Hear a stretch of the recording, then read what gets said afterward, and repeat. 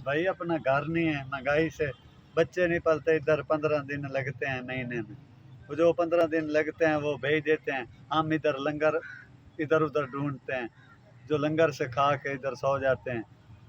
8 महीने हो गए हम घर नहीं जा सके। हम इसलिए भी अपने बच्चों को घर ले लें। और ये जो आप गुर्दा बेचने की बात मुझसे कर रहे थे, वो आपने किस हवाले से की है? आप सच में गुर्दा सेल करना चाहते हैं? जब कोई हेल्प ही नहीं करता ना, हमारे जो वजीर आजम पंजाब है शहबाज शरीफ हैं या हमारी गवर्नमेंट है, कोई सुनता तो है नहीं। आप कोई मैसेज देना चाहें आला हाँ, हुकाम से? मैसेज देना चाहते हैं। हमको गुर्दा बेचने की शौक नहीं है हमें।